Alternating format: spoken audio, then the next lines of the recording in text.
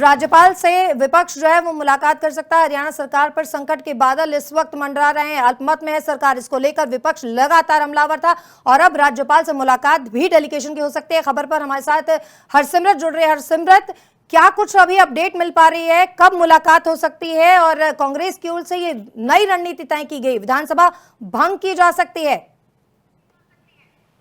जी बिल्कुल जयश्री, आपको बता दें कि पिछले काफ़ी समय से जब से नायब सैनी ने शपथ ग्रहण की है उससे बाद ही ये सारी चीज़ें जो हैं वो सामने आ रही थी, जिसमें ये पता लग रहा था कि कहीं ना कहीं विपक्ष जो है हमलावर हो चुका है नायब सैनी के ऊपर, क्योंकि जिस तरह से जेजेपी के विधायकों ने अपना पाला बदला है, कुछ बीजेपी के खेमे में चले गए हैं तो कुछ कांग्रेस के खेमे में आ गए हैं। ऐसे में विधानसभा को भंग करने की जो मांग है वो लगातार की जा रही है और सरकार को अल्पमत में भी गिना जा रहा है। ऐसे में अभी विपक्षी दल जो है वो कांग्रेस है, तो उसकी वजह तरफ से जो है लेटर भी लिखे गए। पहले राज्यपाल को लेटर लिखा गया, इसके अलावा जेजेपी के द्वारा यानी कि दुष्यंत चौटाला जो जेजेपी के नेता हैं उनके द्वारा भी राज्यपाल को लेटर लिखा गया था और सरकार के फ्लोर टेस्ट करवाने की मांग की गई थी। पर विपक्षी दल के तौर पर भूपेंद्र हुड्डा के द्वारा भी जब ये पत्र लिखा गया तो यह मामला काफी उछला था। पर आपको बताएं कि अभी तक इस मामले में राज्यपाल ने किसी तरह का कोई फैसला नहीं लिया है और ना ही किसी को बुलाया इस चीज पर बातचीत करने के लिए और ना ही इस मामले में आगे कार्रवाई हुई है। पर एक बड़ी खबर जो अब निकलकर सामने आ रही है वो ये है कि कांग्रेस की तरफ से 20 जून को यानी कि गुरुवार को एक डेलीगेशन जो है वो राज्यपाल से मुलाकात कर सकता है और एक बार फिर से फ्लोर टेस्ट करवाने की जो मांग है वो की जा सकती है। आपको बता दें कि जेजेपी के 10 नेता जो हैं वो अलग अलग खेमों में बट गए थे जब पहले फ्लोर टेस्ट हुआ था, यानी कि जब मनोहर लाल को हटा करके नायब सैनी को मुख्यमंत्री बनाया गया था। तो ऐसे में बचाने का काम जो है इस सरकार को फ्लोर टेस्ट में पास करवाने का काम जो था वो जेजेपी के उन बागी विधायकों की तरफ से निभाया गया था जो उसमें जाके जुड़े थे, भाजपा में चले गए थे। और ऐसे में अब एक बार फिर से देखा गया कि जैसे विधायकों की संख्या कम हुई है, लोकसभा में भी कुछ विधायक गए हैं, उनमें से एक की विधायक की मृत्यु भी हो गई है। तो ऐसे में अब जो आंकड़ा है वो थोड़ा कम होता दिखाई दे रहा है और विपक्ष जो है लगातार सरकार के ऊपर हमलावर और कई बार नायब सैनी से बिल्कुल अगर बात की जाए बीजेपी सरकार के इस वक्त जो है वो लगातार विपक्ष हमलावर रहा है। अल्पमत में नंबर गेम को अगर देखा जाए तो कहीं ना कहीं निर्दलीय विधायक जो हैं वो कांग्रेस के खेमे में गए थे। उसके बाद भी हॉर्स ट्रेडिंग की बात जो है उसके भी आरोप लगाए जा रहे हैं कांग्रेस की ओर से, इसका खतरा बना हुआ है। बीजेपी की ओर से हॉर्स ट्रेडिंग की जा सकती है और यही मांग है, इसी को लेकर के लगातार जो है विपक्ष हमलावर है बीजेपी पर इस वक्त।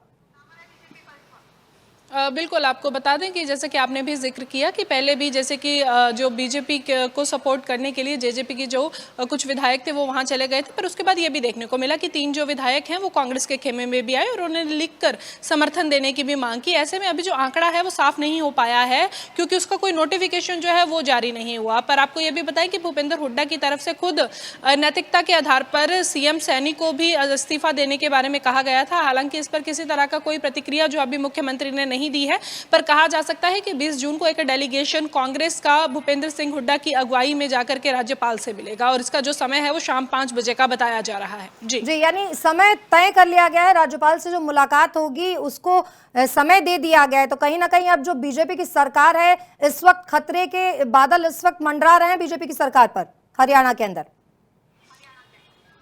जी बिल्कुल, खतरे के बादल हम कह सकते हैं, पर लगातार जैसा कि देखा गया कि फ्लोर टेस्ट की मांग जो है वो तभी से शुरू हो गई थी जब से कुछ विधायक जो थे वो इधर से उधर हुए थे, पर अभी तक सरकार की तरफ से कोई प्रतिक्रिया नहीं आई है। उनका बार बार एक ही बात कहना है कि हमने फ्लोर टेस्ट जो है वो स्टार्टिंग में कर दिया था और उन्होंने परेड कराने की भी बात की। उन्होंने कहा कि अगर कांग्रेस को लगता है यानी कि भूपेंद्र हुड्डा को लगता है कि विधायक कम है बीजेपी के पास, तो जो विधायक उनके पास है यानी कि जो उनकी सरकार बनाते हैं या उनके पक्ष में आते हैं तो वो एक परेड जो है वो राज्य भवन के बाहर क्यों नहीं करवा देते।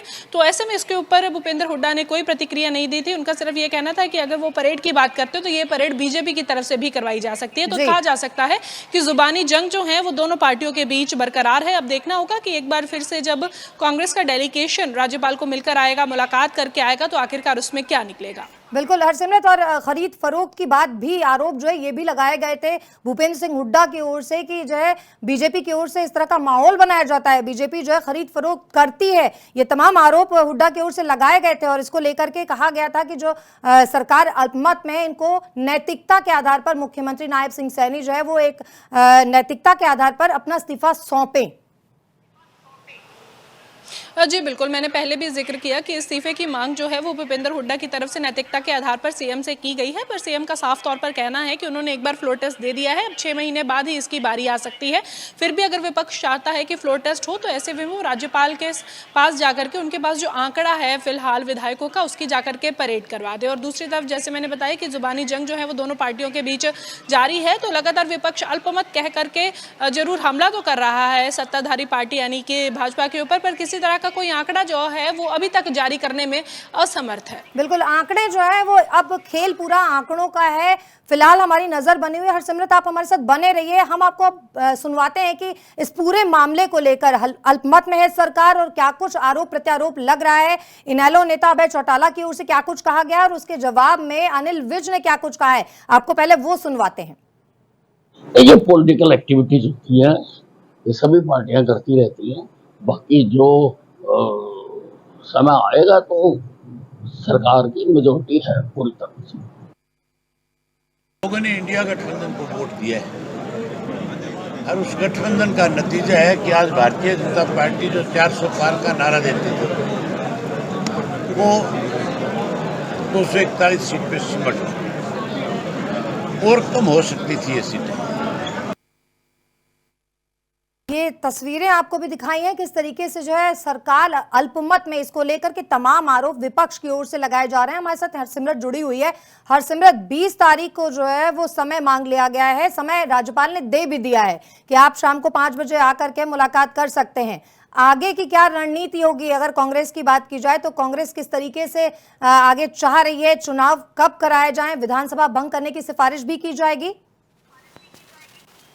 जी बिल्कुल, ऐसा ही देखने को मिल रहा है कि जो एक डेलीगेशन जाएगा जिसमें भूपेंद्र हुड्डा होंगे, उनके साथ जो हैं आफ्ताब अहमद हो सकते हैं, उदय भान हो सकते हैं और बीबी बत्रा हो सकते हैं और जो दिग्गज नेता हैं हरियाणा के वो जाहिर तौर पर साथ होंगे और उसके बाद जो है राज्यपाल से मुलाकात की जाएगी और जाहिर तौर पर उस दिन जो आंकड़ा जो है वो ज़रूर लेकर जाना होगा हुड्डा को, क्योंकि जिस तरह से बार बार उनके ऊपर ये कहा जा रहा है कि वो जो अपने हक में तो बताएं कि कितने विधायक हैं, क्योंकि जिस तरह से देखा गया कि एक आंकड़ों का खेल है सारा फ्लोर टेस्ट, पहले बीजेपी इसको पार कर चुकी है और उसके बाद अभी भी आंकड़े कितने हैं, आखिरकार कांग्रेस के हक में कितने विधायक खड़े हैं, तो ये भी उसी दिन पता लगेगा। जी हरसिमरत, आप नजर बनाकर रखिए क्या कुछ आगे होता है, इस पर हम अपडेट लगातार अपने दर्शकों को देते रहेंगे। बहुत शुक्रिया फिलहाल इस तमाम जानकारी के लिए।